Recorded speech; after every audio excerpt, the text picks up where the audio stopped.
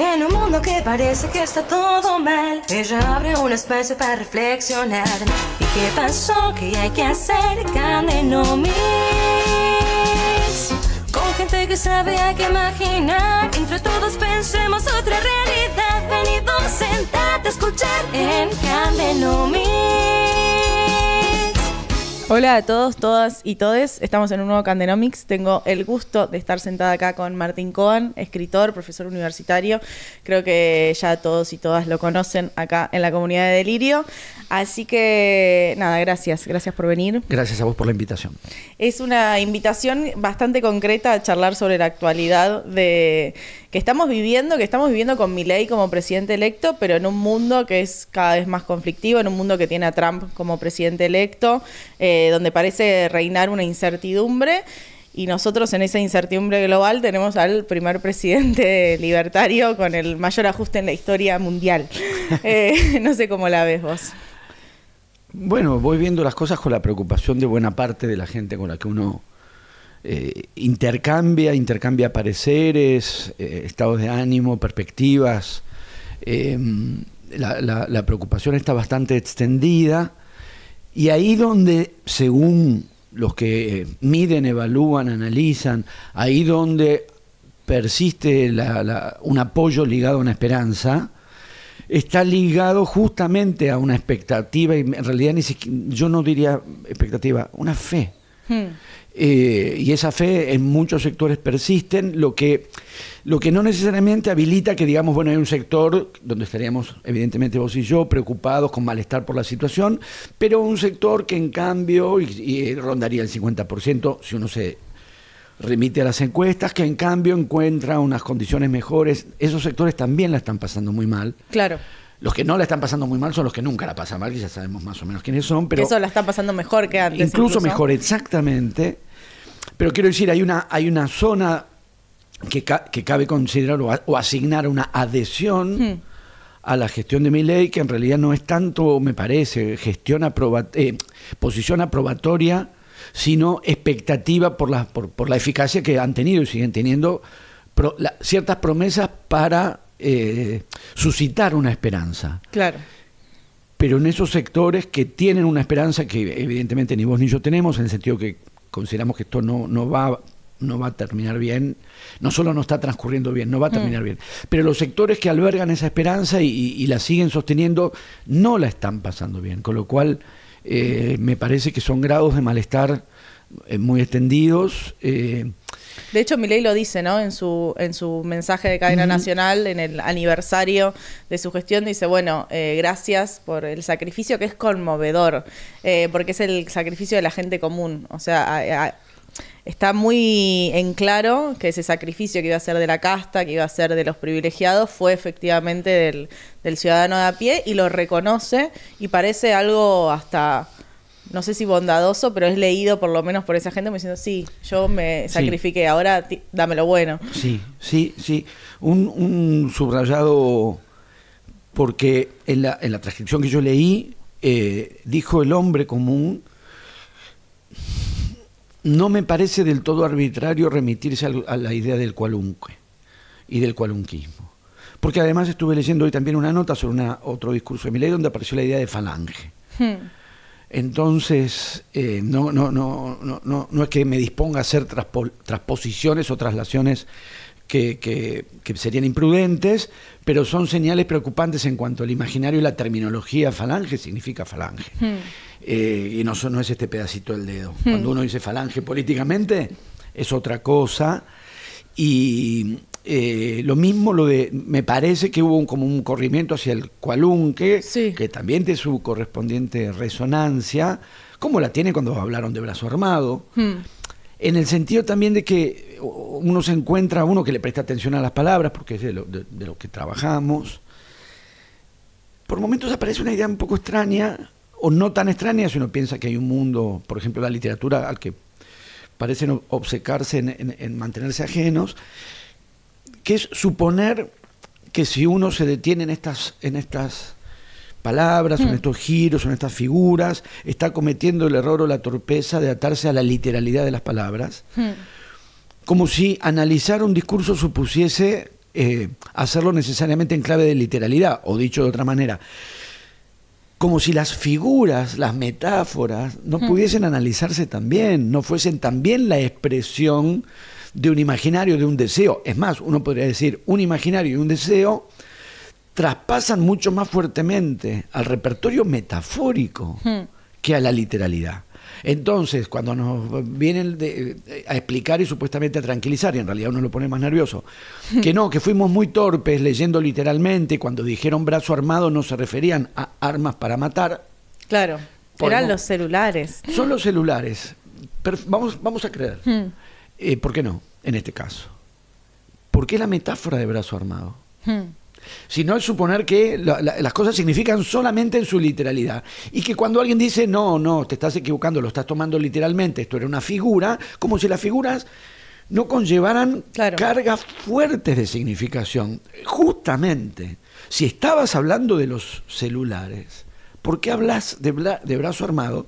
Sino porque tenés un imaginario de hostilidad y de daño, que eventualmente no será con armas, literalmente, pero al decir brazo armado, y al imaginarse como brazo armado, y al remitirse a fuerzas políticas que cuentan con un brazo armado, esas figuras son tanto más significativas que lo que puedan estar diciendo literalmente. Que para decir, digamos, si eso mismo le llamaran equipo de comunicación, que es como se ha llamado, se puede llamar en otros casos, equipo de comunicación, con las características que tengan, la disposición a utilizar para un equipo de comunicación la metáfora del brazo armado dice mucho por la metáfora, aunque no lo tomemos literalmente, lo tomamos metafóricamente e interrogamos esa metáfora. La metáfora es siniestra. Ellos son siniestros en muchos sentidos. Yo creo que por momentos justamente te hacen pensar siempre en los grupos de más extrema derecha a lo largo de la historia. A ellos les encanta llevarte a esos momentos. No tienen el apoyo popular en términos de poner el cuerpo que les gustaría. Siempre que Milei hizo una convocatoria más abierta, más popular, no recibió esa masividad que le gustaría recibir. Y en ese sentido yo creo que no es ingenuo. Ahora, la respuesta que te dan ellos cuando algo se les va de las manos es la lógica del baiteo. Es la lógica de ustedes me levantaron porque yo dije algo que es terrible y al final no era tan terrible, era para que me escuches. Efectivamente, por eso me parece que entiendo que, excepto por algunos elementos que puedan detectarse y remarcarse, no me parece, igual yo no soy politólogo, pero leo cuestiones de la política y nos interesan, pero no entiendo, no creo que quepa decir fascismo. Claro. Tenemos estos elementos, efectivamente, pero la relación que entablan con el Estado, aun cuando es más que notorio, muy evidente, que todos los recelos y reparos con el Estado tienen que ver con la posibilidad de regular el mercado, subsanar daños, equilibrar injusticias. Ahí lo detestan. Función social del Estado, presencia social del Estado para que sostenga la educación en la sociedad, para que haya asistencia de salud en la sociedad, todo eso lo deploran. El aparato represivo lo adoran. Lo adoran. De hecho, no hacen más que destinar fondos presupuestarios a fortalecer el aparato represivo del Estado. Aún con esa consideración, me parece que la formulación que plantean en la concepción del Estado no es la del fascismo y no cuentan efectivamente con la movilización de masas, que es una herramienta también fundamental, no solo del fascismo, por supuesto, pero también del fascismo, y no es esa la apuesta. Entonces yo por lo menos intento ser prudente en cuanto a ver qué elementos de autoritarismo hay, que son muchísimos, en cuáles de esos elementos de autoritarismo, que son muchísimos, hay resonancias o líneas de conexión con factores que uno puede pensar en clave de fascismo, pero no me parece que decir facho sea preciso desde el punto de vista conceptual. Algo que vos dijiste antes y que me parece clave también, lo de la casta, digamos, de todas las mentiras que dice, que son muchísimas también,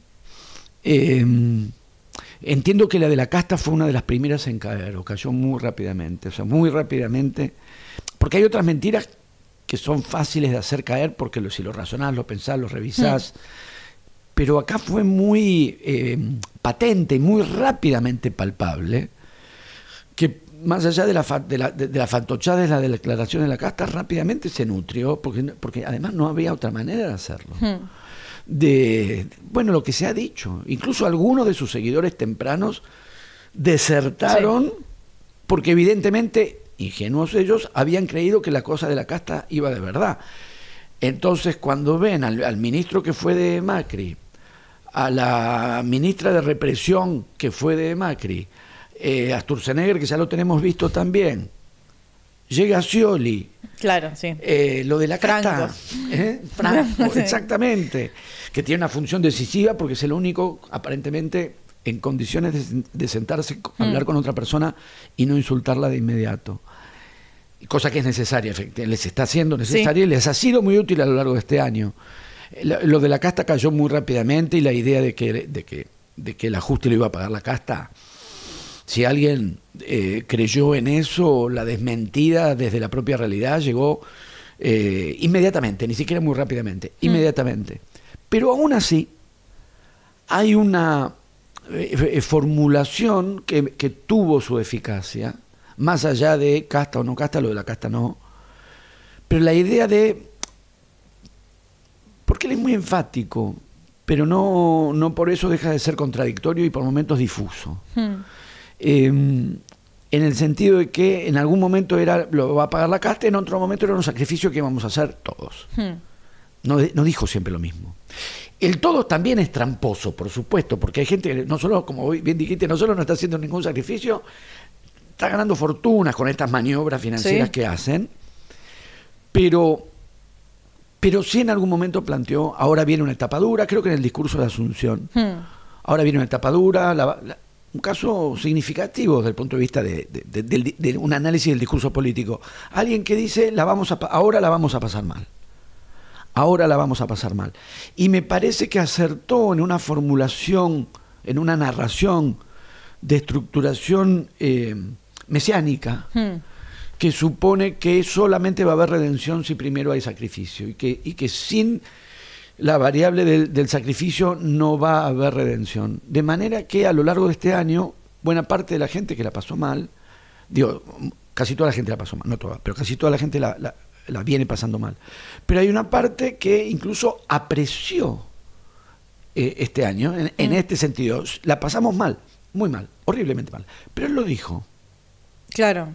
Sí, no me mintió. No, exacto. Él avisó que estos primeros meses, igual también ahí fue enfático pero difuso. Primero iban a ser 3 meses, después hasta mitad de año. Ahora es el año entero. En el mismo discurso que vos citabas dijo, ya está, ahora viene lo bueno. Vamos a ver, viste cómo se le corren las cifras. Si vamos a hacer Irlanda en 15 años, en 30, en 45, si hay 4 animales o 5, o sea, tiene como un zigzagueo numérico notorio para alguien que postula la idea que la verdad está en los números y que él tiene la verdad de los números. Lo mismo que el 17.000% que él estableció como verdad y que es una ridiculez. Pero lo cierto es que esa formulación narrativa, no hay redención sin sacrificio y esta es la hora del sacrificio, funcionó a la hora de sostener el apoyo o la expectativa de aquellos que están padeciendo por las medidas que él mismo toma. Porque logró logró aceitar esa formulación según la cual, gracias a ese sacrificio, luego vamos a estar bien. En el momento que uno trata de detectar el pasaje de una cosa a la otra, y cuál es el elemento, ¿no? El enlace por el cual de este sacrificio se va a derivar el bienestar, ahí aparecen las fuerzas del cielo. Claro. Otro componente místico, difuso por definición. Me encontré a veces, porque él dice, y todos sabemos lo que son las fuerzas del cielo, y yo lo escuché y dije, ay, yo no sé lo que son. No tengo ni idea a qué te referís cuando decís la fuerza del cielo. Y dado que no es un detalle menor, porque es lo que va a permitir que el sacrificio redunde en el reino de la felicidad. Parece una fuerza suprema, eso seguro. Sí. A mí me da miedo porque parece como por fuera de toda ley y alguien tiene que instrumentar esa fuerza del cielo en la tierra y ahí le veo como un sesgo claramente autoritarista. Pero bueno, no es algo claro, ¿viste? Es como a veces es algo más concreto, a veces es algo más abstracto. Es que ese sesgo proviene, la ley que se llama Dios. Hmm. Después uno puede creer o no creer, yo no creo, no sé vos, pero en esa formulación se llama Dios. Dios y a veces en otro tipo de concepciones ligadas a trascendencias y absolutos puede haber otros nombres en ese lugar, pero funciona como funciona Dios. Sí. Digamos, cualquier metafísica del fundamento que haga, otra, lo digo al revés, que constituya un fundamento y le dé valor de trascendencia, le podés llamar Dios o le podés llamar de otra manera. Suerte, destino. Sí, destino. Pero la cosa que funciona de ese modo. En la medida en que él parece creer por momentos, porque también en eso ha tenido como algunos zigzagueos, porque de a ratos dijo, bueno, tiene la cosa, la mística judía lo ha tomado fuertemente, me parece que de modo genuino, lo comentaba el otro día en otra entrevista, cuando él tiene el desborde místico frente al Muro de los Lamentos en Jerusalén, me parece que era en serio. Mira. Con lo cual el desequilibrio místico es genuino en él, lo cual es, digamos, por un lado le da autenticidad a lo que dice en el sentido que lo cree. Pero quedan claras las aspiraciones mesiánicas que tiene. Exactamente, porque ahí viene el enlace con... Estamos tratando de ver qué son las fuerzas del cielo. Que es que si ese fundamento trascendente le llamamos Dios, y hay que ver cómo se traspasa esa fuerza trascendente a la tierra, ese traspaso es el Mesías. Y él parece creer que el Mesías es él. Por momentos lo dio a entender, o casi que lo dijo, o lo dijo. Ahí también en un momento dijo, yo soy Aarón. No, después dijo, no, Aarón, Karina, y yo, Moisés, o al revés. Claro. Hizo ahí sus movimientos bíblicos, pero independientemente de esas oscilaciones de asignación de papeles, todas del orden del delirio místico, Sí. Me parece que sí, efectivamente, parece persuadido de que la función mesiánica es suya. Y por momentos yo, que soy judío, traté de entender también, de escrutar. Entender no siempre lo logro. ¿Por qué con el judaísmo? Y en un momento pensé, porque en el judaísmo el Mesías está pendiente. Vos no podés activar lo que llamaré la fábula del cristianismo, que se deriva del judaísmo, por supuesto, como sabemos, pero digo, si tomaras exactamente el imaginario cristiano, no podés decir y ahora por fin llega el Mesías, porque el Mesías ya llegó. Claro. E incluso sería de un orden más perturbadoramente sacrílego que él diga, ahora hay un nuevo Mesías y soy yo, porque eso significaría parangonarse con Jesucristo, y parangonarse con Jesucristo, hasta los Beatles le fue mal, cuando amagaron un poco hacer comparaciones en ese rubro.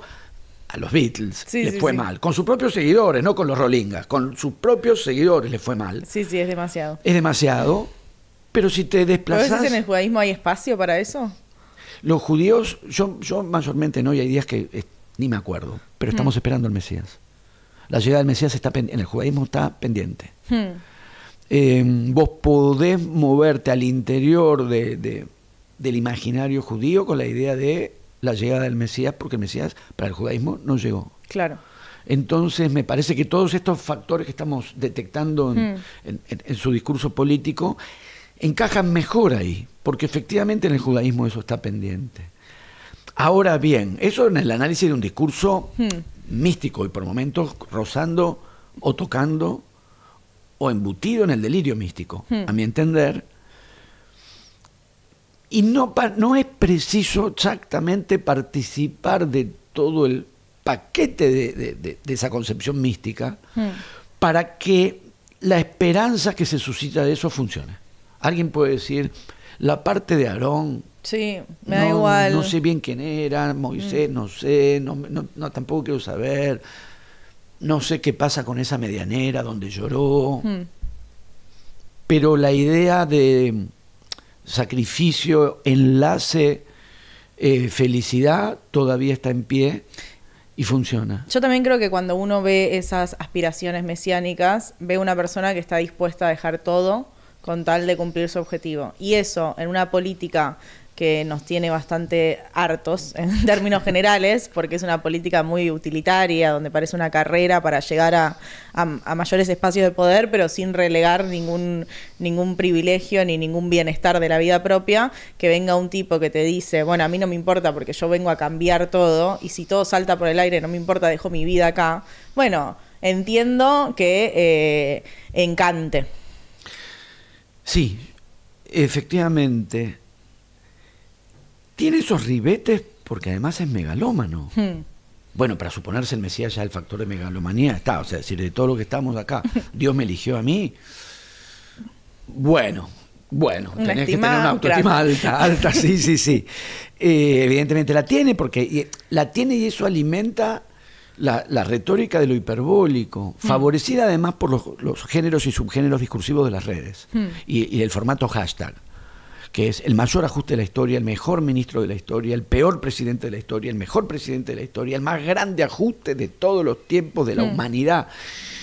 Hay toda una retórica hiperbólica que corresponde exactamente a su megalomanía, de manera que sí, y esa megalomanía incluye lo que vos estabas diciendo, que puede ser hasta del orden de la inmolación, en el sentido de que se presenta, bueno, por el sacrificio es eso, y porque él participa además de eso. No me importa nada, lo daré todo por esta causa. Claro. Pero esa causa al mismo tiempo, porque hay mucha gente que ha dado todo por una causa. Bueno, ¿cuál es esta causa? ¿Es tan mezquina en un punto, o es tan incierta, o es tan falsa? Que es lo que me parece que, como bien decías, no me acuerdo bien exactamente la figura que usás, creo que cansancio. Por eso es tan desgastante. Me he encontrado conversando con amigos o conocidos, es decir, comentar y decir, bueno, no nos olvidemos que estos 10 años de gobierno de Milei que estamos viviendo no son 10 años, son 10 meses. Este año, decís. Esta fue una conversación como 10 años. Estoy citando una conversación de cuando eran 10, pero ahora diríamos claro. lo mismo, que estos 10 años es uno. Claro. Es que el nivel de desgaste es muy alto, sí, porque es alguien que no te da respiro. Y que te ataca por todos los frentes. Ni se lo toma, todos los días. Desde lo simbólico, lo material, digo, tiene que ver con cada vez llegar menos a fin de mes, tiene que ver con levantarte y ver a Adorni con su tono, que trabaja eso también, que trabaja de eso, vapulear distintas causas en las que trabajaste o por lo menos apoyaste toda tu vida, y de repente ves como se cae una torre que pensabas que estaba mucho más consolidada. Hay que revisar también eso, que es por qué supusimos que la torre estaba consolidada. Sí, bueno, a mí me pasa mucho con el tema de los jubilados. Yo nací en el 91, el 2001 lo recuerdo como... Boca gana el clausura de ese año, pero la AFA todavía no se lo reconoció. Vos tenés la causa, Boca. Sí, bueno, es que mira, para ponerse así, medio frenético y medio enceguecido con una causa, el fútbol está bien. Claro, porque se presta eso. Sí. Acá tenemos a alguien que pone ese fervor un poco enceguecido y fanatizado en un proyecto de gobierno, y a cambio en el fútbol se cambió de equipo durante una final. Eso fue rarísimo. A mí me pareció rarísimo que no fuese algo cancelado socialmente en un país como Argentina, donde vos no podés cambiar de camisa. ¿Qué es eso? Durante una final. ¿Qué es eso? Durante una final, no un día que era chiquito. Y además pasó de Boca a River, rarísimo. Porque eran los que estaban jugando esa final, la segunda final histórica. De última te vas a otro equipo, no sé, algo más local. No. Por eso fue silbado cuando fue a votar a la cancha de Boca.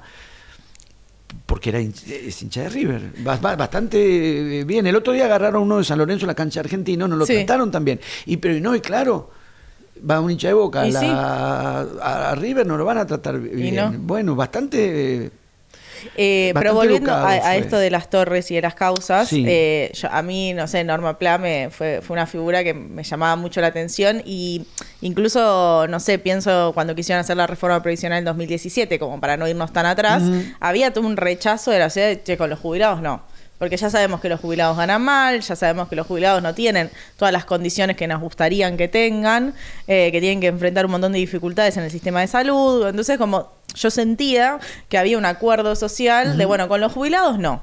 Que no quiere decir que los jubilados estaban perfectos, todos sabíamos que no. Y por eso justamente era como, bueno, no avances contra los jubilados, justamente, si ya están mal.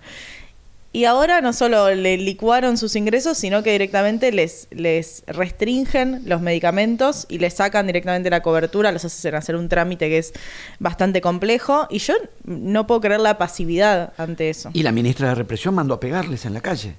Cada Y miércoles. les pegaron. Sí. Les pegaron a los viejos en la calle.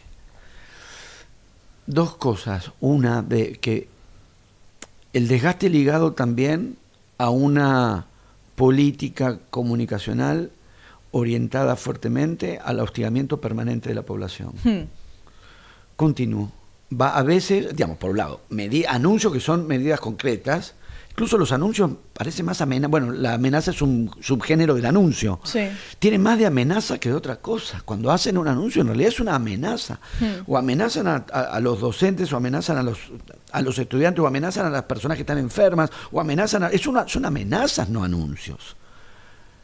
Por un lado. Por otro lado, la práctica continua, fuertemente entrenada, me parece a mí, en las redes sociales, de la provocación. Provocar. Todos los días, como cualquier pasión. Yo leo todos los días, porque me apasiona. Bueno, los apasiona provocar, irritar, humillar, denigrar. De hecho, teléfono en mano, dedican horas a hacer eso. Horas. Pasan muchas horas del día. La mayor parte de sus vidas hostigando a alguien. ¡Qué pasión! Qué pasión particular. Instrumentada como política de Estado, desde el aparato del Estado, esa misma modalidad, que ya no es uno le tenés bronca a alguien. Yo igual, si le tenés bronca a alguien, si te lo podés sacar un poco de la cabeza, mejor. Sí. Ponele que le tenés bronca a alguien, lo estás mirando todo el santo día y estás diciendo algo sobre esa persona diariamente. Mirá lo que se puso, mirá lo que di, todos los días, taca, denigrar, hostigar. Lo traspasás a la política del Estado y genera este agobio que tenemos. Porque además nos lleva a un achatamiento, a un embrutecimiento de las condiciones de reflexión, intercambio, discusión, no estoy diciendo necesariamente acuerdos y entendimientos, no, discusión. Están en unos niveles de precariedad de elaboración muy altos, y no digo porque yo tenga niveles de elaboración muy altos. Yo como ciudadano quiero que me procuren niveles de elaboración muy altos. No es que yo los tengo y desde esa elevación me pronuncio. Yo quiero como ciudadano asistir a ciertos niveles de elaboración de las políticas que se están implementando, cómo se las está discutiendo. Y el repertorio que aparece en el lugar donde se esperaría una determinada fundamentación es imbéciles. Presté atención a ver los economistas que están más o menos, o muy en desacuerdo, o en parcial desacuerdo con algunas medidas. Leo sus argumentos, digo, a ver, ¿y qué les contestó? Imbéciles. Econochantas. Econochantas, que también son formulitas de las redes, econochantas. Son como bobadas de las redes. Para el hashtag sí, política de Estado así, bueno. Ahora dice mandriles directamente. Sí, porque tiene algo con la violación anal. Sí, con la cultura de la violación, yo lo veo todo el tiempo. Sí, porque entendemos todo el tiempo que no está figurando penetraciones consentidas, en el sentido de que no les dice mandriles a personas que todo indica que no están dispuestas a tener relaciones sexuales con él. De manera que lo que él está imaginando es que los viola. Y lo dice públicamente una y otra vez. Todo el tiempo. Y que los viola de manera tal que el culo les queda enrojecido. A mí me parece que indica un nivel de perturbación. Bueno, así leyeron Cometierra. Bueno, así, perdón, me equivoqué. Así no leyeron Cometierra. Con un nivel de perturbación respecto de la sexualidad. Oscurísimo.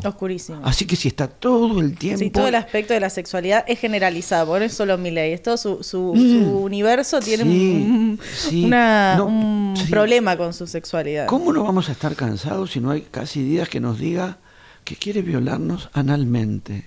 Sí, es terrible. El presidente de la República, con el aparato de Estado, utiliza el aparato de Estado, también es muy cansador por eso, porque...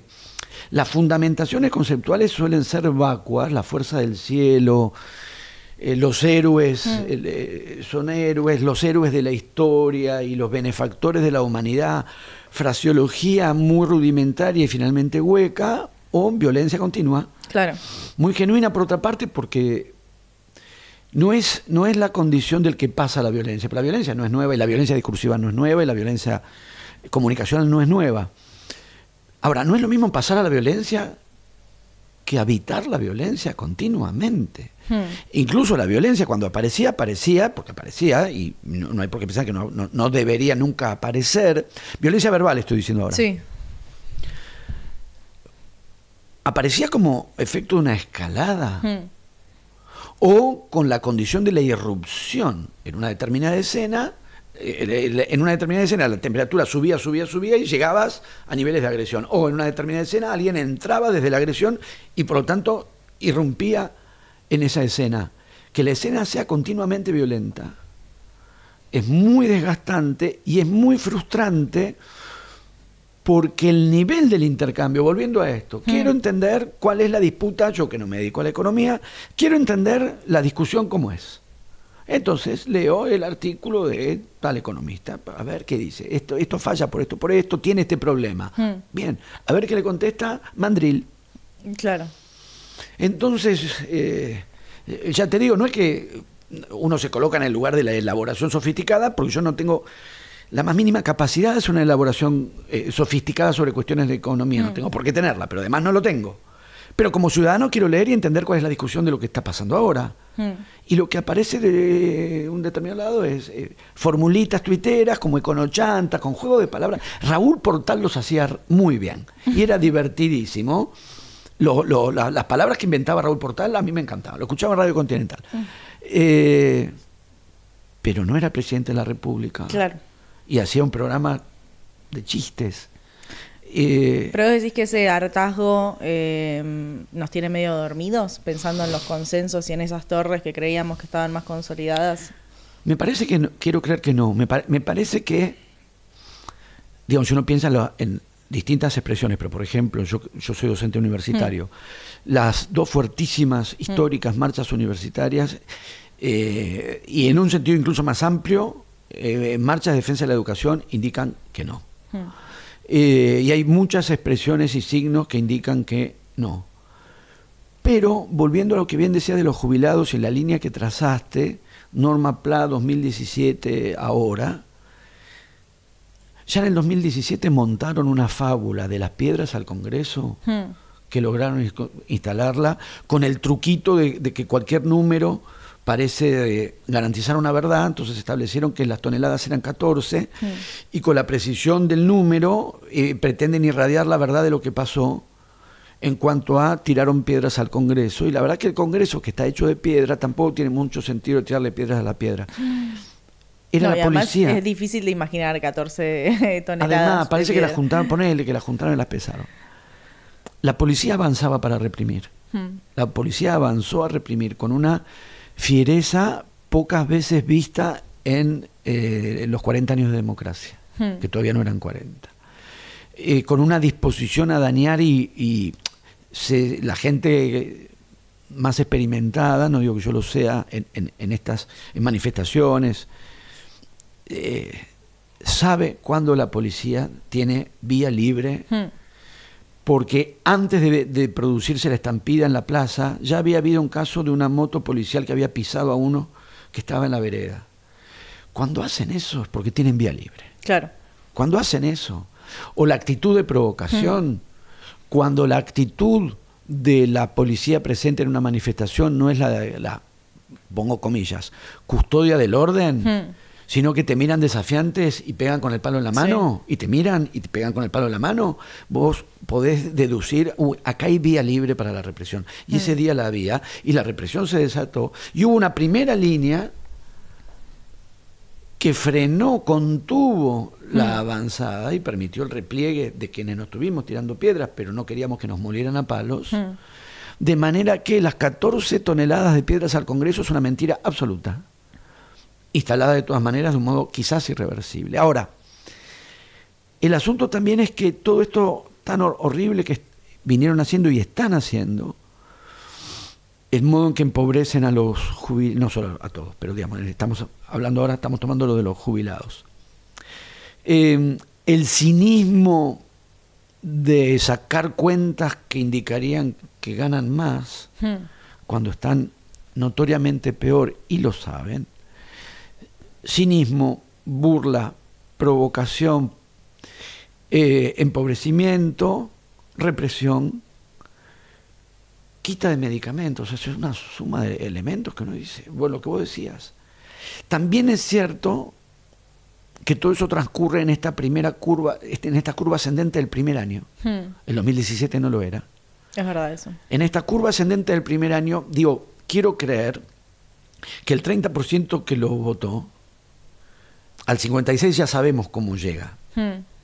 El 30% que lo vota, quiero creer, quizás para no hundirme ya en una angustia irreversible, que no hay un 30% de conciudadanos en nuestro país que aprueba que a los jubilados les quiten la cobertura de medicamentos, salvo que demuestren con larguísimos trámites burocráticos, que se supone que están suprimiendo, que no los pueden pagar, y bueno, y todo lo que enumeramos.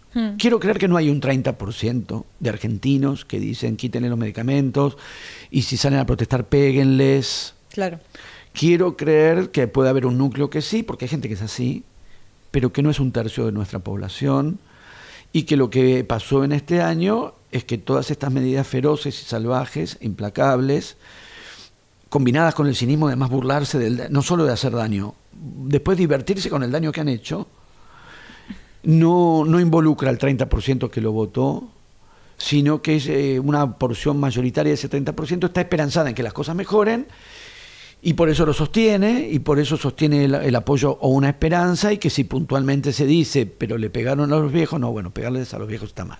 Claro. Le sacan los medicamentos, bueno, no. Bueno, yo tengo mi esperanza, apoyo al gobierno porque creo que vamos a ir mejor. Claro. O lo que uno escucha o lee. O sigo apoyando porque yo creo que hacía falta un cambio. Ahora, pegarles a los viejos, no. Claro. Quitarles la medicación, no. Entonces me parece que tiene que ver con que en otros momentos, en los dos momentos que vos señalaste, no era este tramo inicial de esperanza en pie. Y que en la medida en que la esperanza se vaya desencontrando de una realidad, que es lo que a mí me parece que va a pasar, tarde o temprano, no tan temprano como algunos se apresuraron a vaticinar, pero va a pasar.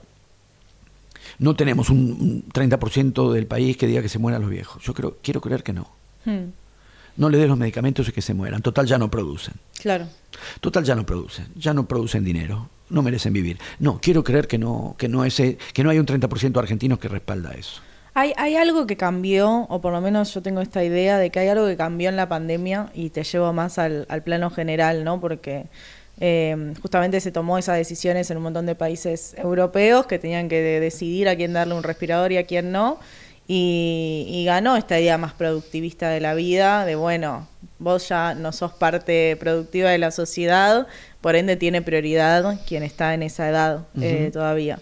Creo que ganó ese discurso y lo aceptamos un poco socialmente. Por suerte no tuvimos que tomar esas decisiones acá en Argentina, pero creo que hay algo generalizado que todavía nos cuesta aceptar de las consecuencias que tuvo la pandemia y la política pública en la pandemia, y hay esas expresiones de un discurso recontra neoliberal, pero hiperindividualizado, donde la lógica es sálvese quien pueda, y siempre el que la dice cree que él se va a salvar, ¿no? Y que no va a ser aplastado por el resto, y ahí pienso, bueno, Trump electo de nuevo, Meloni en Italia, el crecimiento de la ultraderecha neonazi en Alemania, como Vox en España, como algo que va creciendo año a año, y no parece ser más una tendencia que algo extraordinario. Por un lado, esa idea de que la dignidad humana solamente puede considerarse atada a la capacidad de producción no es solo neoliberal. Tiene la instancia más extrema, más feroz, más brutal, fue la de los campos de exterminio del nazismo. Vos recién mencionabas los neonazis. Donde cuando el tren entraba en Auschwitz, la primera evaluación era quién puede producir y quién no. Los que no, mujeres más débiles, niños, viejos y enfermos, a las cámaras de gas inmediatamente. Y de manera que solo se reconocía como vida merecedora de ser vida a la que estaba atada a la capacidad de producir. Y de hecho, Auschwitz se instala donde se instala porque había una fábrica muy cerca. Era en función de sostener la producción. Yo eso lo aprendí cuando fui allá y vi un cartel que decía trabajar te hará libre. Y ahí entendí, claro, esto tiene otra dimensión que no es la que a mí me enseñaron, por lo menos. Estuve también, hace relativamente poco, hay una letra en ese cartel que está al revés.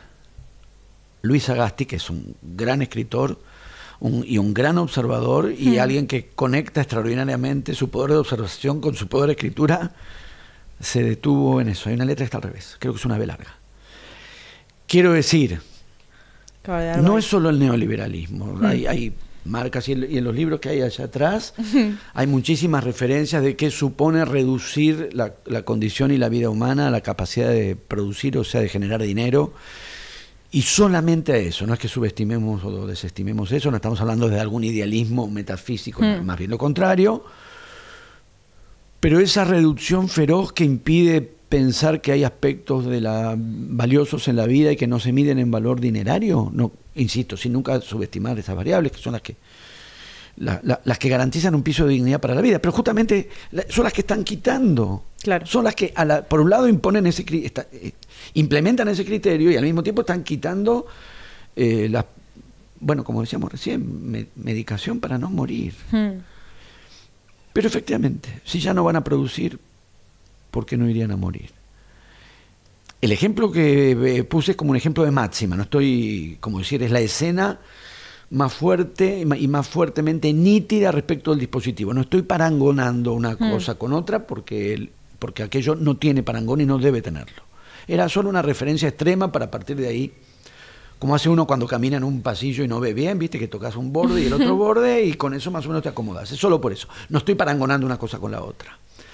De manera que sí, por un lado eso, y por otro lado, en el caso específico de Milei, hay mucho para pensar, para revisar, y para revisar autocríticamente en cuanto a la pandemia, que fue donde en buena medida empezó a ganar espacio y donde en un punto se maceraron fuertemente las subjetividades del mileísmo. Por un lado, también ahí están desde los que creen que el virus no existía y que todo fue un engaño, y así como está la idea de que lo que toque no le va a tocar a uno, que en el sálvese quien pueda, uno siempre queda del lado del sálvese, también está un cierto placer del que cree que el mundo está equivocado y uno no, porque te debes sentir muy astuto. Claro. Todo el mundo cayó en la fábula del COVID-19, yo me di cuenta desde el primer día que esto era una trampa. Bueno, por mi parte no ambiciono esa astucia, creo que efectivamente hubo un problema severo en la salud de la población en el mundo y que alguien había mencionado en algún momento, son varios los países del mundo en los que están convencidos de que la cuarentena más larga fue la suya. Claro. Algunas salvedades previas, o matices previos a una crítica que creo que hay que hacer para pensar por qué la torre no estaba como creíamos.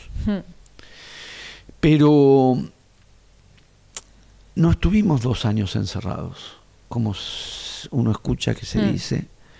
No estuvimos 1 año encerrados, como uno escucha que se dice. Con papeleo fatigoso y cosas que había que llenar y controles eventuales con esos papeles. Pero en el verano 2020-2021 hubo vacaciones. Sí. Y mucha gente viajó de vacaciones. ¿A dónde la gente va de vacaciones? A las sierras de Córdoba, a la costa, a la fría y ventosa y encantadora costa argentina.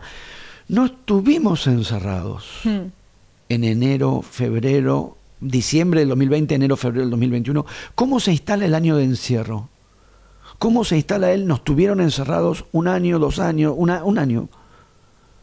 Cuando no estamos revisando, qué sé yo, qué pasó después de la batalla de Caseros, que vos decís, bueno, no quedan sobrevivientes, ninguno de nosotros lo vivió, tenemos que revisar documentos. Lo acabamos de vivir, de manera que cómo tan rápidamente se forja una memoria falsificada de lo vivido. Me pasó hablando con amigos de Mar del Plata. Bueno, cuando estuvimos encerrados un año, le digo, pero ustedes acá en Mar del Plata no hubo temporada. Sí, y era la temporada se hizo con... No, bueno, sí, la gente... Entonces, ¿por qué repetimos Claro. encerrados un año? Yo que soy muy de café... Yo viajé, de hecho, o sea, se podía viajar al exterior también. Sí, según los momentos, el Sí. destino, claro que estaba complicado, y bueno, y sí, porque la verdad es que si hay una pandemia y las cosas no se complican, las pandemias serían inocuas, Y sí. y no lo son. Al viajar también te dabas cuenta que había medidas que o estaban también en otros lugares, Sí, totalmente. o incluso eran cosas, elementos como el barbijo, podían estar hasta más presentes y ser más fuerte como medida en otros lugares. Sí, yo estuve en Alemania y te obligaban a hisoparte más o menos cada 4 días te tenías que... Sí. Y no había un tutía, había estaciones por todos lados y vos ibas y te hisopabas. Me tocó Alemania también, pero yo creo que ya el año siguiente, pero las medidas... La idea de que lo que pasó durante la pandemia fue producto de una trampa argentina encabezada por Alberto Fernández. Ahora, Alberto Fernández hizo lo suyo. Porque hasta hechas estas consideraciones, el virus existió, las medidas había que tomar medidas al respecto, hay medidas que se tomaron en todo el mundo, y lo que se instaló como versión, no diré dominante porque no sé si es dominante, frecuente, de cómo fueron las cosas, es falsa. Te iba a decirte, a mí me gusta mucho ir a bares desde muy joven, y ya no soy joven, y eso tiene que ver con que tampoco me gusta pasar tanto tiempo dentro de mi casa, así que imagínate cómo tomé yo en marzo del 2020. Pero por las mismas, primero no estuve tan mal como pensé. Le empecé a encontrar, bueno, tuve que elegir lugares para estar en mi casa. Claro. Porque había momentos donde yo quería hacer algo y eso significaba irme al bar. Ahí no podía, bueno, ¿en qué lugar de la casa? Empecé como a mirar mi casa. Sí. Ahora, por lo mismo que estamos diciendo, me acuerdo muy bien, cuando ya se habilitaron las mesas en la vereda. Sí, es cierto, en la vereda. Bueno, si hay un virus respiratorio, en un lugar cerrado no. Pero en la vereda sí. Y eso ocurrió a los 3 o 4 meses. Ponele 4, que eres 5. Que no es un año. Que podíamos salir legalmente. Digo, no, bueno, si vos ibas, permitido, autorizado. El clima en Buenos Aires es... Vos estuviste en Alemania, viste ahí. Sí, terrible. Mitad del invierno, un café en la vereda no da, porque hace 25 bajo cero. Acá a las 3 de la tarde, incluso en el invierno, hace 12, 13, al solcito. Se puede, se pudo, pudimos, salíamos. Sí, sí, sí. En junio, julio, salíamos. Cruces de provincia, claro que hubo 1000 problemas. No sé qué tan... Hay gente que solamente durante la pandemia descubrió, bienvenidos, que existen los abusos policiales. Claro. No se habían enterado y se alarmaron diciendo, pasó esto, acá frenaron a uno, acá golpearon... Bueno, sí, la policía. A veces, incluso a menudo, se aprovecha de la situación de poder que pueden tener en un control de ruta. Se aprovechan a menudo sin pandemia. Y en la pandemia pasó eso mismo. Lo que ocurrió es que alguna gente que no estaba enterada, evidentemente, se enteró durante la pandemia que en estas situaciones de pasar de un lugar al otro, controles, sí, hubo abusos y atropellos. Para los que ya sabíamos que hay abusos y atropellos policiales, a menudo, no estamos haciendo una consideración que involucre la totalidad de la fuerza, pero a menudo. Sí, pasó lo que pasa. Pasó lo que muchas veces pasa. Ahora, dicho todo esto, el machacar del quédate en casa, a veces completado con el vocativo, hoy de uso generalizado, boludo. Quédate en casa, boludo. Claro. ¿Por qué quédate en casa? ¿Por qué? Boludo. Claro, en los niveles de agresión que estamos registrando hoy, es como un pequeño movimiento, de pequeño temblorcito frente a un terremoto que te tira hacia abajo. Pero tampoco había que decir boludo. Tampoco.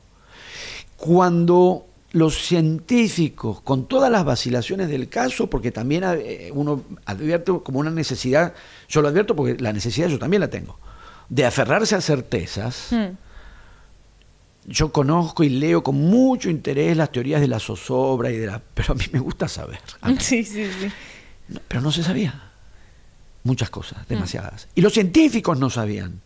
Los científicos, que es a donde los que tenemos formación en el paradigma de la modernidad, estamos dispuestos a que exactamente todo tiemble, vacile, trastabille, se retracte y haya errores, pero donde nos parece que eso pasa menos es en la ciencia.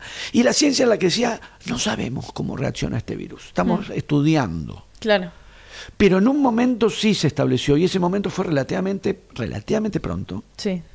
que manteniendo una distancia de 1,5 metros y al aire libre, el riesgo de contagio era bajísimo.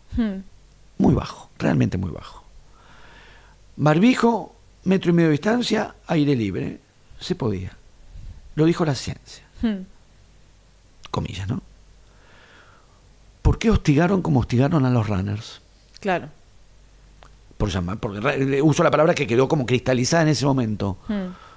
¿Por qué abrumaron de acusaciones de asesinos y de vaticinios de contagio y muerte a personas que con coordenadas que ya estaban pautadas y autorizadas salían a trotar o a caminar? Pues en aquel momento me acuerdo que algo había escrito. Tampoco nadie salió a revisar la velocidad. Quedó runners porque quedó runners. Sí. Pero si vos no corrías, caminabas, tampoco nadie te decía, corra que esto es para runners.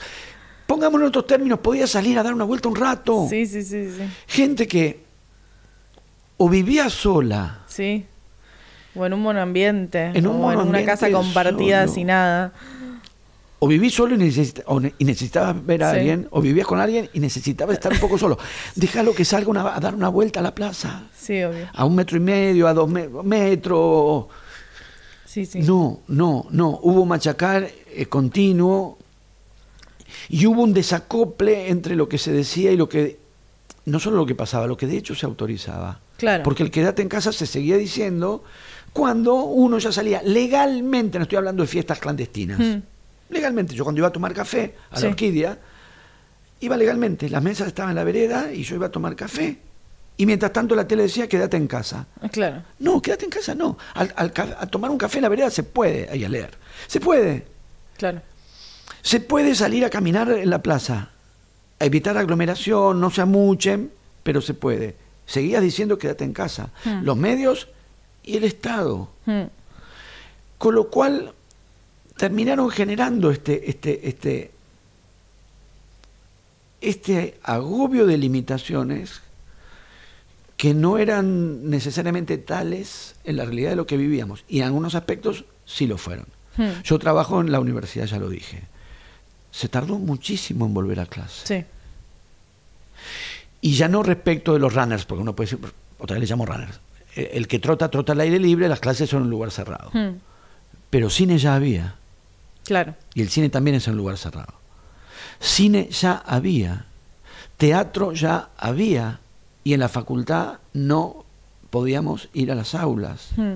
¿Por qué? Y la situación escolar. ¿Por qué? Tengo también presente, o lo traté de tenerlo en aquel momento, soy un gran defensor de las clases presenciales, no al precio de contagiarse el coronavirus. Obvio. Pero si ya no hay pandemia, soy un gran defensor de las clases presenciales. Por lo tanto, estaba también muy pendiente del retorno a las escuelas.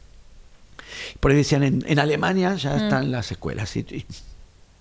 Porque me interesaba y porque defiendo la vuelta a las escuelas lo antes posible.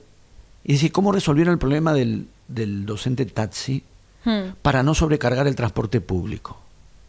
Entonces decían, ¿cómo es eso? Bueno, el docente trabaja en 3 o 4 escuelas, separadas entre sí, lejos de su casa, auto no tiene, recarga el transporte público. Bueno, no, acá los docentes no trabajan así. Claro, no tenemos ese problema. Claro, no tenemos, o sea, podemos pensar cómo resolvieron la asistencia en el aula. Claro.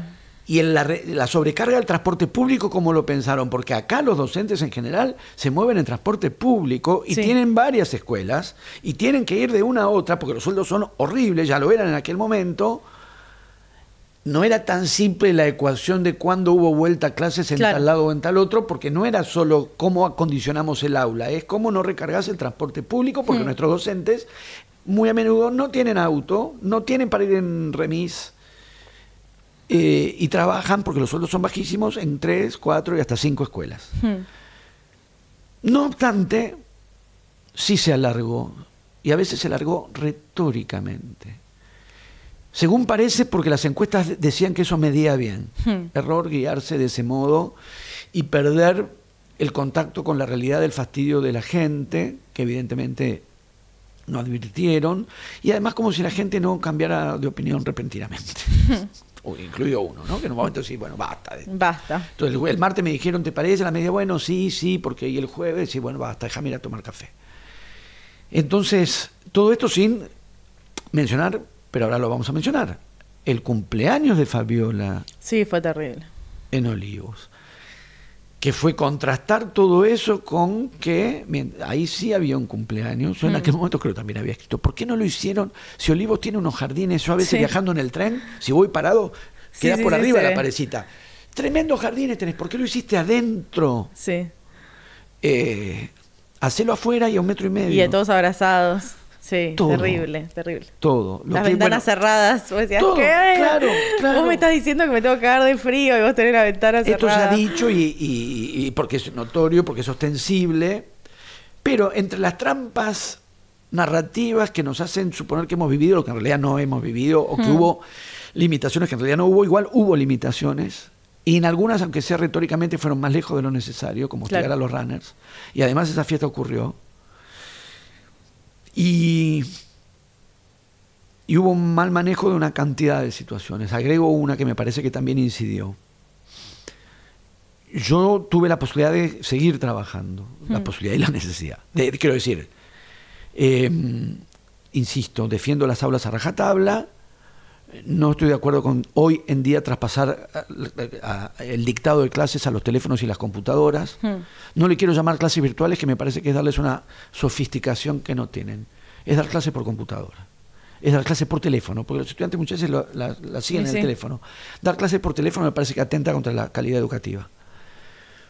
Pero antes de vacunarnos, mejor que sí. Di más de 100 clases. En el 2020. Yo, digo, pues estoy hablando yo, hablas con cualquiera de mis colegas.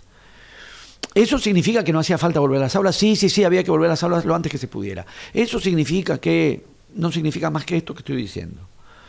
Dar clase, pagar del bolsillo propio internet, equipos, o pagarlos, o que tu computadora tuviese una saturación de trabajo que no era la tuya, y eso nadie lo reconoció en cuanto a que quemaste la computadora dando clase. Y la garganta, lo hablé con muchos colegas, que es, a vos también te pasa que, mira que yo dando clase en un aula, hay casos en los que son clases de más de 100 estudiantes, 120 o 130 estudiantes, y procuro no usar micrófono, porque me parece o advierto como docente que el micrófono genera una distancia que atenta contra la dinámica de interacción que es mejor que exista en las clases. Y aún así no quedaba con la garganta como quedaba en el Zoom.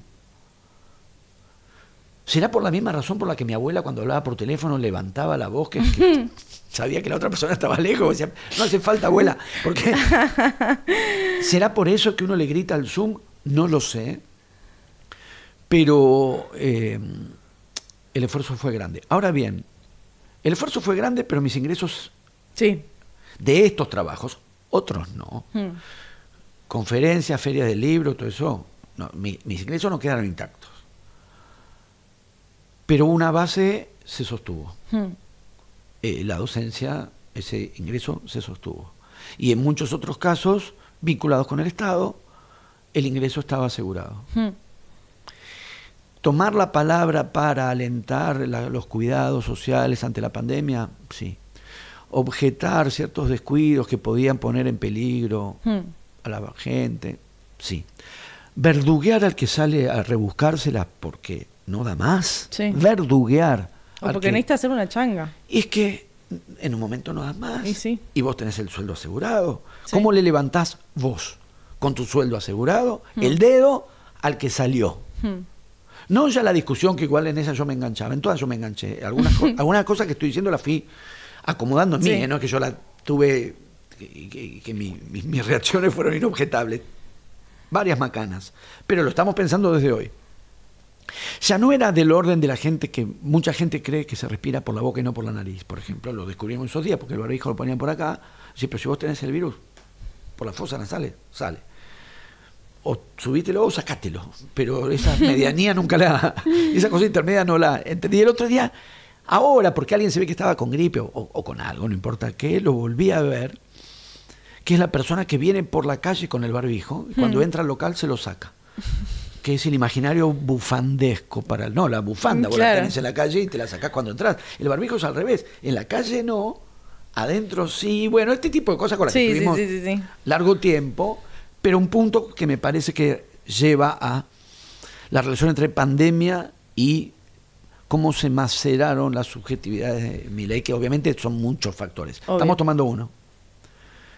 El empleado público que verduguea al que no tiene el ingreso asegurado.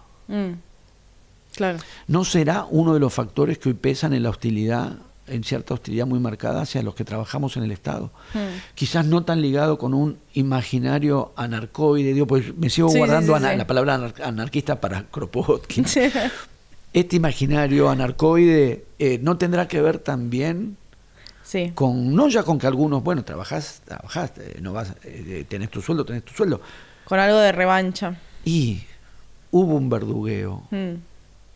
Hubo un dedo más de un dedo levantado. Hubo denuncias. Sí, sobre todo de los sectores más progresistas, ¿no? No solo los empleados públicos, sino como esta idea de, ¿no ves que te están diciendo esto, que sos tarado? Sí. ¿Te querés enfermar? Todo era terraplanismo y tal vez también eso, las condiciones eran distintas, los lugares, los espacios eran distintos. Sí. Y no se confió tampoco en un criterio personal, ¿no? De decir, bueno, ya hubo un momento donde cada uno tenía una burbuja y dentro de esa burbuja uno tomaba unos riesgos, como todo en la vida. Y no necesariamente era la actitud irresponsable del que va a mandar a la tumba a sus abuelitos. Exacto. Eventualmente sí, pero no necesariamente.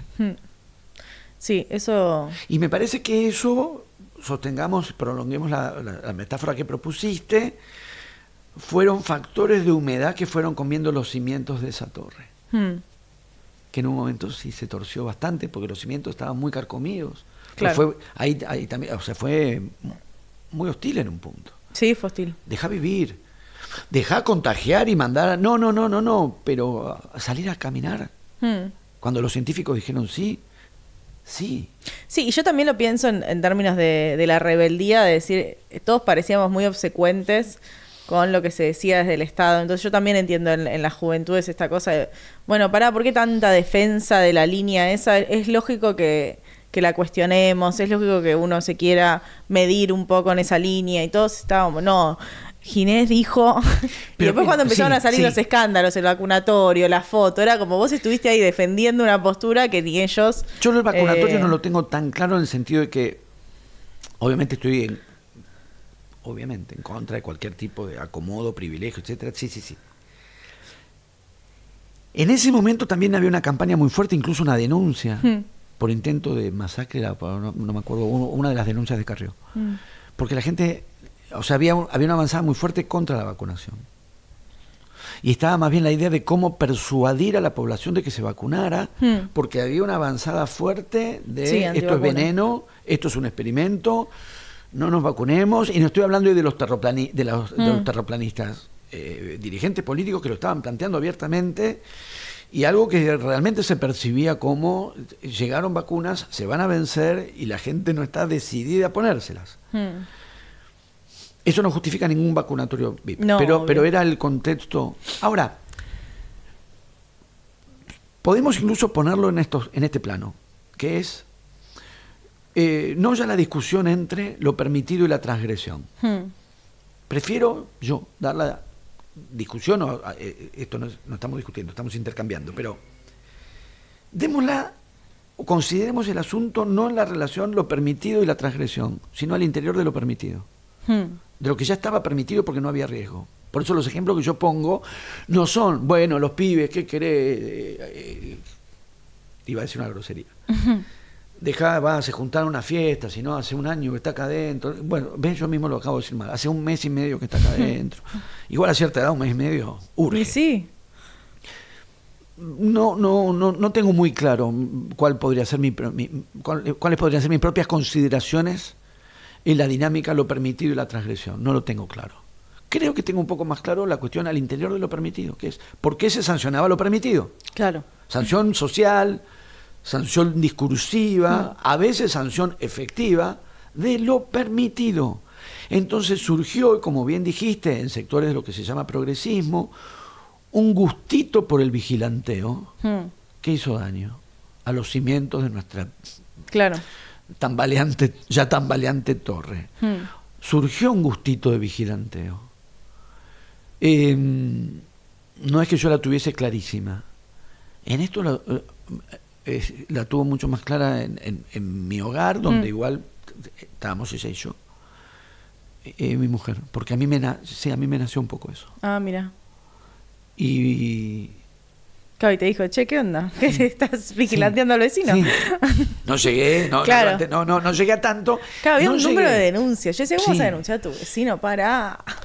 Yo no llegué, pero por cobarde, por inhibido. Claro. Me nacía el reflejo. Un par de veces me nació el reflejo. Mira.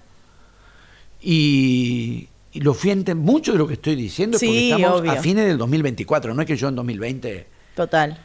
Yo en 2020 solo había logrado muy laboriosamente reconciliarme con mis propias incertidumbres, asumiendo que los paradigmas de las certezas estaban colapsados. Para decirlo rápidamente, la ciencia. Claro. No sabemos. ¿Y qué hay que hacer? No sabemos.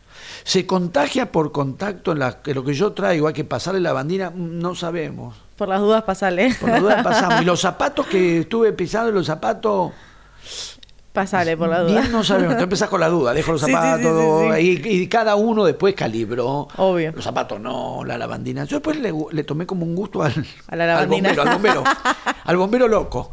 Sí. Pero eso ya es un gusto que yo me daba. Incluso claro. ahora, porque mi mujer lo guardó. Si lo pone otra vez en la mesada, me encantaba darle con el bombero loco a las cosas.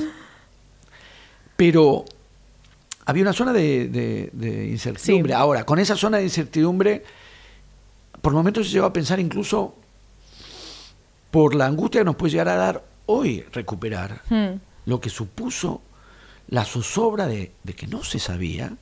Si eso no deriva también en una fabricación retrospectiva de certezas que en realidad no hubo, del tipo de, bueno, era mentira y demasiado categóricamente, cuando en realidad durante todo un primer tramo lo que había era incertidumbre. Claro.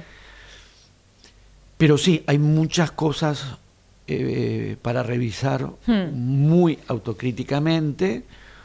No, lo decimos otra vez, no es el único factor, pero es uno de los factores que alimentó la constitución de este tipo de subjetividades tan cargadas de rencor, con tanto resentimiento, con tantas revanchas o grandes revanchas por emprender, con la cantidad de bronca que han juntado, de odio que han juntado, con también el movimiento específico del que estuvo muy metido para adentro, no solo por la pandemia, pero hubo pandemia, muy metido para adentro, o sea, muy a solas, con la computadora, horas, muy metido en el mascullar del retraído, y un día sale. Y además un día sale y tiene herramientas de poder, avaladas por el Estado o las del Estado. Es complicadísimo, pero hay cosas que se han hecho, lo que rápidamente llamaremos este lado, que tienen mucho que ver con eso. Claro. Deterioraron mucho los cimientos. Y tengo una pregunta más en el orden de la imaginación, ¿no? Si vos te imaginas, o sea, es una pregunta abierta en el sentido, ¿vos te imaginás un mundo mejor, pero vos cerrás los ojos y te lo imaginás concretamente o simplemente crees que puede haber un mundo mejor? ¿Vos decís la séptima Libertadores? Sí, obvio. Me gusta que sea tan concreto. Concretísimo. Claro que la imagino sabiendo además que 6 está muy bien y que no cualquiera las tiene. Más 3 del mundo... único. No voy a chicanear. Hablando menos en serio de lo que estoy haciendo ahora, la famosa, pues se ha vuelto famosa a fuerza de citar, frase, consideración de Jameson, luego retomada por Zizek y merecedoramente, dije mal, merecidamente citada y citada y citada, no son como otras cosas que uno dice, bueno, ¿por qué tanto mancha? No, me parece, lo que voy a decir ahora, agregaré una cita más, de una lucidez tal que merece ser desperdigada tanto como se puede o repartida tanto como se pueda para dar a pensar lo que vos estás planteando. Que cuando Jameson dijo, hoy por hoy nos resulta más fácil imaginar el fin del mundo que el fin del capitalismo. Yo lo tenía de Mark Fisher esa. No, Fisher debe estar retomando a Zizek, que a su vez retoma a Jameson. Mirá. Y entiendo que es de Jameson, que además murió, así que ya no se lo podemos preguntar. Lo vi una vez en San Pablo a Jameson, para mí era como estar frente a... Claro. Bueno, a Jameson, sí, no hace falta comparar. Nada más y nada menos. Nada menos. Pedido para el caso, sí. Más allá del autor... Pero ¿sentís que te pasa eso a vos también? Me parece que es algo, cuando uno... Pues yo estoy en condiciones retóricas de decir lo contrario a eso. Y definir, en parte porque soy lector de esa bibliografía y de otra bibliografía que ustedes también tienen. Manejo las nociones de utopía, sí las manejo. Manejo las críticas al utopismo, la diferencia entre la posibilidad de postular lo no existente, la diferencia con lo utópico. Sí, Marx, Proudhon, sí.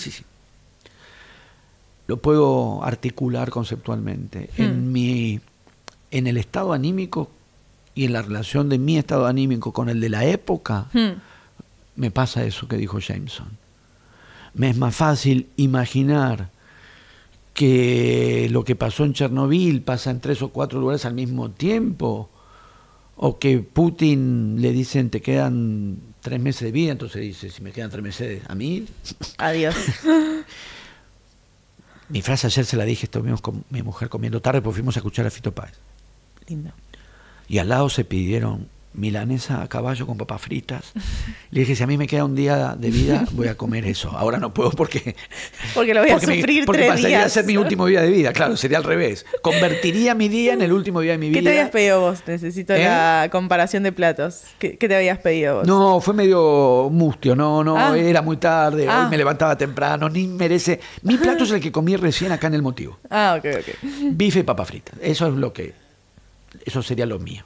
Lo mío, no como solo eso, pero lo que comí acá en El Motivo hace un ratito. Bife y papa frita. Los momentos de felicidad.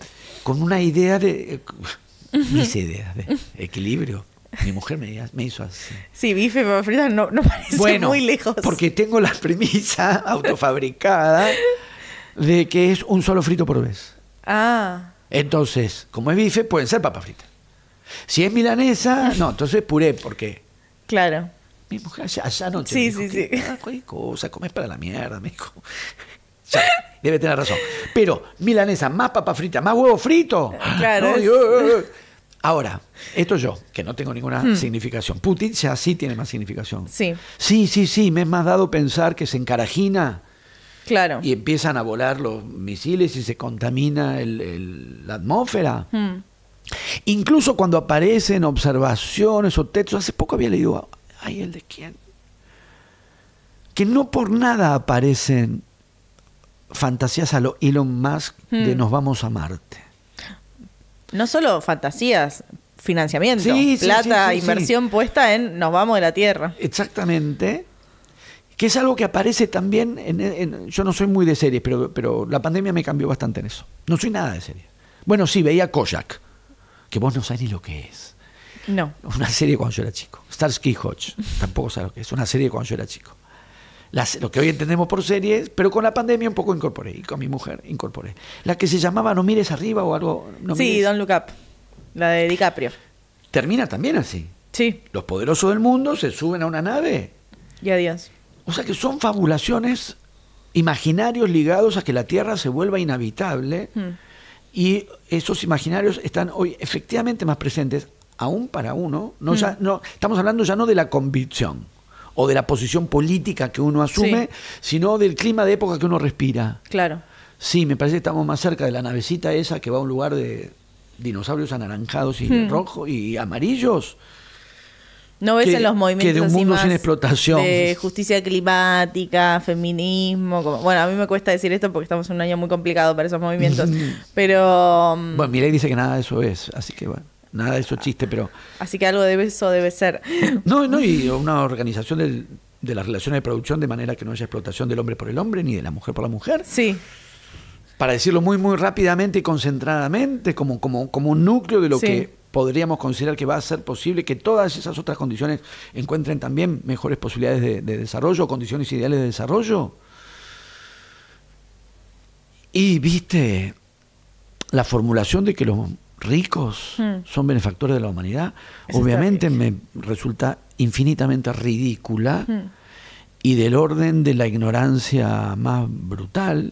Uno podría decir al revés. ¿Cuántas cosas hay que pasar por alto, desconocer premeditadamente o ignorarlas así sin más para suponer eso? No lo sé. Pero esa frase se dice y funciona. La idea de que explotador y explotado colaboran y que sos el colaborador de el que antes llamaba patrón y sabías que te cagaba y ahora no le llamas patrón sino tu otro colaborador y supones que hay horizontalidad. O sea, las condiciones son tan desalentadoras para recuperar un gesto de resistencia que obviamente en muchas instancias perdura, pero la atmósfera de época no acompaña la idea de una perspectiva de futuro así sea imaginaria. Hoy a mí me queda más en el orden de la premisa ética y la convicción política que de aquello que yo mismo podría imaginar en cuanto a que la idea que no son benefactores de la humanidad, son los que nos cagan todo el tiempo. Hoy mismo no están haciendo el ajuste, no es para ellos. Entonces, y que el dueño del local, incluso si es buen tipo, porque puede ser buen tipo, que te tiene imaginariamente a latigazos en la bici para que repartas todas las empanadas, es buen tipo, por ahí es del mismo equipo que vos charlás y te llevas bien, y está muy bien que sea así, pero te explota. Si es buen tipo, le va a parecer bien una sociedad en que las relaciones del trabajo y la producción no sean así. Es que incluso parece más lejano, ¿no? Porque ahora el que te explota ya no es el tipo de local de empanadas, sino una aplicación multinacional que es muy abstracto quién es el que te explota, te autoexplotas. ¿Qué es nadie? Mi mujer también me dijo, no digas más, me llamó, no te llamó nadie. No, bueno, pero me habló la persona, bueno, ya no es una persona que te habló, no es nadie. No y es a la nadie, vez es alguien. Y a la vez, exacto, y a la vez hay alguien ahí. Sí. Porque alguien se apropia de esa riqueza. Sí, exactamente. Después de la impersonalidad de las APP, raspar, por ahí hay que raspar bastante, pero queda un puñado de gente, que es lo que al mismo tiempo se dice, y ya que aman tanto las estadísticas lo revelan, que es la desproporción en la distribución de la riqueza, ya sabemos que es ferozmente cada vez más inequitativa, y que es un grupo cada vez más reducido, los que tienen cada vez más. Y que es la primera vez en el capitalismo, como lo conocemos, que hay personas, no empresas, personas que concentran más riqueza que países enteros. Sí. Y eso nunca pasó. A mí me sorprende mucho y a la vez hay momentos de resistencia. Pienso en el chico en Luigi que va y mata al CEO de una empresa de seguridad. No maten CEOs, tiene que ser un movimiento de emancipación de las masas. Sí, adhiero, no sé si no, porque igual está todo tan mal en el mundo que ni idea. CEOs, pero lo dice ella, yo no lo...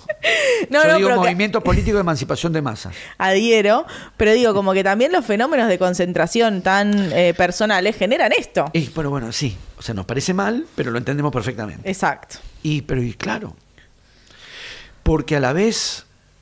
se van pasando de rosca en la impunidad. Incluso como en algún momento me encontré pensando a propósito de Milei justamente, no se pasa de rosca, no tiene tope de rosca. Claro. En algún momento, como yo ando en bicicleta, también las metáforas ciclísticas me llegan, que se le soltó la cadena y en un momento dije, no se le soltó, no tiene piñón. Claro. La cadena gira, que además la presión gira loca. No hay tope, entonces se enroscan. Claro. Y hasta en un momento hay tope, decir, no, bueno. Hay resistencia. Está muriendo la gente y vos acumulás medicamentos, y vos especulás con los precios del medicamento y los laboratorios, que otra vez es la APP del laboratorio X, pero hay alguien que se está llenando de plata con la enfermedad o la muerte de los demás. Bueno, y ya para dejarte libre en este día, para cerrar. Igual libre he sido todo este tiempo. Qué bueno. Qué bueno, me alegra. Por ahí dijiste algo, me gustaría algún tipo de conclusión personal. Vos dijiste algo recién, tuviste un momento de esperanza y de fe en la humanidad cuando dijiste, no necesitamos que maten CEOs, necesitamos un movimiento de emancipación generalizado. No me acuerdo la última palabra que usaste, pero no existe nacional. Un movimiento de emancipación. ¿Masas? De masas. Ahí está. Bueno, sí, porque sabemos que es así. Porque sabemos que es así como se produjeron ya movimientos de transformación social que mejoraron las condiciones de la humanidad. De veras, no pensando que... Viste que la formulación, el más rico se lo merece, porque quiere decir que vendió productos de mayor calidad a menor precio. Nunca se piensa qué pasó con el que no. Va a la quiebra. Y después, y los que trabajaban en ese lugar... Funciona un poco con la lógica de, me parece, de cierto, igual mi referencia con los juegos electrónicos es el Pac-Man. En la avanzada, primero juega con uno con una pelotita que rebotaba y te comía los ladrillitos de arriba. Pero veo esos videos, al que vos matás desaparece. Primero está como el cadáver despanzurrado así, pero digamos, los vas como dejando atrás. La idea es que no existen más. A los que vos vas elimina es la eliminación en sentido fuerte. Los eliminas. Claro, los que no se salvan. Más. Pero cuando la empresa del que compitió peor y va a la quiebra, no dejan de existir los que pierden el trabajo. Incluso ahora, cuando hacen la formulación de, bueno, y con esto hemos recortado, y la pregunta es, pero ¿y esa gente a dónde fue? ¿Y esa gente ahora cómo hace? ¿Y si alquilaban, qué pasó? No ya la discusión de si la ley de alquiler estaba bien. No, este que vos despediste, sí, listo, ya está, lo eliminé.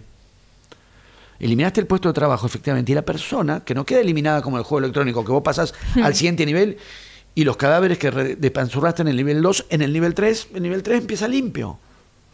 Pero la realidad no es así. Esa gente a la que eliminaste con tu motosierra, ¿ahora dónde está? ¿Qué hace? ¿Cómo se las arregla? Si es que se las arregla.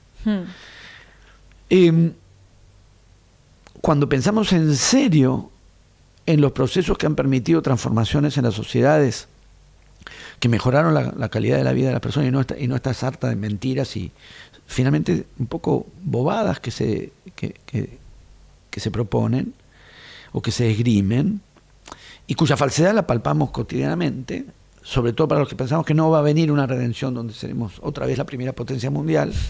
Podemos intercalar además que es mentira que lo hayamos sido.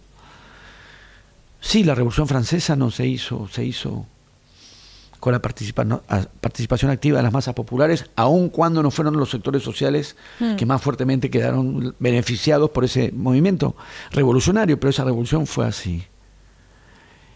Y la Revolución de Mayo tampoco fue una revolución de las masas populares, pero involucró a las masas populares también y fue efectivamente ventajoso pasar a ser república y no seguir sometidos a la monarquía colonial española. Y así siguiendo. Si la idea es salir de los reduccionismos de los hashtags, del hábito de época de leer y comentar solamente frases sueltas y ya casi no relacionarse con un texto articulado de 2 páginas, 3. No digamos ya la novela que censuraron y de la que leyeron solo una página y la leyeron además tan morbosamente que vieron lo que en la novela no hay. Bajo el fatídico régimen hoy absolutamente dominante. Por eso todo esto que hemos conversado o que estamos conversando, si alguien lo toma, lo desgaja en frases sueltas, yo no sé si es muy consistente o más o menos consistente lo que hemos dicho, de tu parte seguramente sí, de la mía no lo sé. Pero lo que sí me parece evidente es que me dejo yo de lado.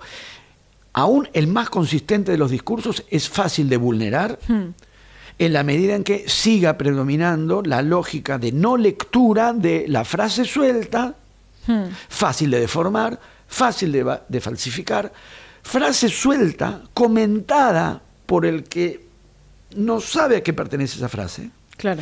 Y que apuesta a la eficacia de su comentario por sobre lo que la frase se supone que decía o lo que se supone que decía el texto del que esa frase formaba parte. El discurso más sólido, más consistente, más verdadero, más contundente se desactiva Efectivamente con un celular. Lo dicen aparte, ¿eh? Lo dicen. No tiene que ver con la elaboración de ideas, pues las ideas que elaboran son paupérrimas, incluso no habría que usar la palabra elaborar, pero sí cuentan con la eficacia de que no hay texto articulado que no sea pasible de ser despanzurrado, desperdigado en frases que pierden su sentido, o que al perderlo son pasibles de tener que soportar la asignación de un sentido que en realidad no tienen. O directamente decir cualquier cosa de lo que otro dijo. Cosa. Porque lo que el otro dijo se pierde un poco en la nebulosa de las redes y el comentario agresivo del que toma ese texto sí se lee. Porque es cortito. No, y porque parece que no hay un costo en decir, vos podés decir cualquier cosa. Es que no lo hay. Hoy no lo hay. Hasta no recuperar socialmente un cierto pudor del decir cualquier cosa. Más o menos igual no lo hay. Porque después Fran Fija va a una marcha y efectivamente se da cuenta que en la calle, en el espacio público, no podés decir cualquier cosa. Sí, sería deseable de todas maneras también que en el espacio de la circulación de los discursos, decir estupideces, en el caso de que las diga, y si no las dice, a ver, veamos qué fundamente, etcétera, tenga un costo también del orden del pudor. Claro. Yo puedo haber dicho muchas estupideces, les pido mil disculpas. Mi intención fue elaborar ideas que puedan aportar. No digo estupideces porque total no importa. Si las digo son involuntarias. Intenté articular algo más o menos consistente. La impunidad de la estupidez, porque total no importa, tiene como condiciones previas de posibilidad que hay cierta forma de legitimación que hoy están en crisis. Decir cualquier cosa tenía un costo, no solo si te agarraban o no te agarraban por la calle, sino que decir disparates tenía un costo, porque te ridiculizabas, porque te desprestigiabas, porque perdías respaldo para tomar públicamente la palabra después de haber dicho cualquier cosa una vez, después otra vez dijiste cualquier cosa, después dijiste algo que no era, después dijiste una mentira que todo el mundo se dio cuenta que era mentira, después dijiste algo que indica que no tenés noción de ciertas elaboraciones ya existentes sobre tales cosas o tales otras. Eso tenía un costo antes de la calle. ¿Qué pasó con eso? Dice cualquier cosa. Este ya lo vi que dice cualquier cosa. Esta dijo cualquier cosa. Dijo una cosa que es mentira. Eso es mentira. Está mintiendo otra vez. No importa. Y dijiste algo interesante porque eso tiene que ver con los otros. Vos dijiste algo del pudor. O sea, algo de un control propio. De decir, me da vergüenza decir cualquier cosa. Sí, pero sí. ¿Qué pasó con eso? Entró fuertemente en crisis, pero por condiciones que cabe analizar. Sin dudas. Yo no estudié economía, ya lo dije, pero leo. Y tuve una materia de economía en el CBC. Igual, no sé de economía. Pero Keynes no es comunista. No, es todo lo contrario. Es el salvador del capitalismo en el siglo XX. Por fin estar en un lugar donde alguien leyó y... Por eso lo odian muchos marxistas. Pero claro, tiene que ser un papelón para alguien que habla desde un presunto saber económico, decir semejante cosa. No lo es. Y además se constituye en un lugar, en este caso el jefe de Estado, de prepotencia violenta, como decíamos hace un rato, imbéciles. Los voy a violar analmente, lo dice diciendo Mandriles. Sí. Los violé analmente. Va a subir el precio de la vaselina, dice. Sí, los niños con la vaselina. O sea, bueno, todo ese mundo oscurísimo, violentísimo, desplaza la premisa, justamente la desplaza. Y en un punto, no diré que la anula del todo, pero la complica, que es cualquiera que tenga básicos conocimientos, básicos, también son básicos. Lo que dijo es cualquier cosa de Keynes, cualquier cosa. Sí. Y así, una vez desde ahí, siguiendo. No hace falta ser Tulio Alperín Dongui, igual que bien que haya un Tulio Alperín Dongui, que bien que haya libros de Tulio Alperín Dongui y de etcétera, etcétera, etcétera, etcétera, para saber que la idea de que la Argentina fue la primera potencia mundial es cualquier cosa. Sí, cualquier cosa. Que vaya a hacerlo ya es del orden de la creencia o de la fe. Que lo ha sido, es cualquier cosa. Entonces hay una validación o hay un no costo, pero no en la calle, en los discursos, del decir cualquier cosa. Mientras eso perdure, tenemos todas las de perder. Porque tenemos puntos vulnerables que el otro no tiene. porque si yo digo cualquier cosa es involuntariamente, y si me doy cuenta de que la dije o alguien me avisa, me abochorno. No me reconforto, no me albergo en la impunidad de que puedo decir cualquier cosa, total que. Pero el que cuenta con eso y le funciona, te saca una ventaja enorme. Sí, la impunidad. Sí, y encuentra una eficacia que vos perdiste. Sobre todo porque con los parámetros en los que vos o yo podríamos intentar nuestra eficacia, que es, por ejemplo, esto mismo que estamos haciendo ahora, te agarra a FIJAP, toma 2 frases sueltas, las recorta, las distorsiona, las falsifica, las pone en las redes, te hostiga y le funciona. Porque además la idea de esto, y viendo una frase suelta, esto debe tener que ver con otras cosas que estuvieron diciendo, tan básico como eso. Porque uno muchas veces lee extractos, uno no lee todo de todo. A veces lo que te interesa menos, igual si algo te interesa menos, no entras a comentarlo. Así era antes. Eso. Y si te interesa para comentar, bueno, entérate de lo que dijo. No. Se vuelve muy fácil de distorsionar. Se vuelve muy fácil de convertirlo en objeto de agresión. Entonces, lo que hasta que no recuperemos la premisa de esto ha tenido un desarrollo de 50 minutos, esto es una frase que tiene que ver con algo que venían hablando, si te interesa el asunto, fíjate lo que dijeron, claro. Y si no te interesa, pasa de largo. No te pronuncies sobre la frase suelta. Ocúpate de lo que te interesa. Sí.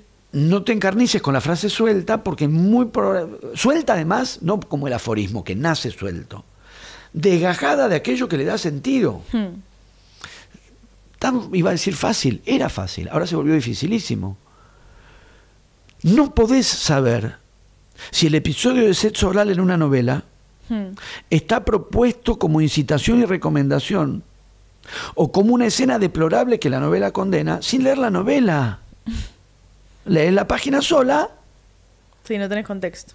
No tenés texto. Es verdad eso. No el contexto, no tenés texto. Entonces, como no leyeron, pero se pronuncian de lo que no leyeron, extractando, ya al extractar hay una distorsión, y es, alientan el abuso sexual en los menores. Mucha gente parece estar convencida, por lo que uno ve, que esa novela se da a leer en primaria. No. Mucha gente está convencida, por lo que uno escucha y por lo que uno lee, convencida de que las universidades no están siendo auditadas en la Argentina. O sea, se ha vuelto tan fácil instalar mentiras. Y me parece que en parte se han vuelto con que vos instalás un hashtag y después pueden salir, como uno ha escuchado, el rector de la UNL y el docente de tal lado, decir, les explico cómo son las auditorías, porque las auditorías existen y están funcionando en este mismo momento. Y puedo explicar por qué las auditorías, con el marco de la Constitución Nacional, tienen que ser auditadas por un órgano que depende del Congreso Nacional, no del Poder Ejecutivo. Pero por supuesto que son controladas y auditadas por el lugar donde están todos nuestros representantes, el Congreso, todos los representantes, el Congreso Nacional, y no solamente por el Poder Ejecutivo, como correspondería a otra forma de la auditoría, lo que claro. O sea, la cuestión no es la auditoría. Las universidades no resisten las auditorías, no rechazan las auditorías y de hecho están siendo auditadas.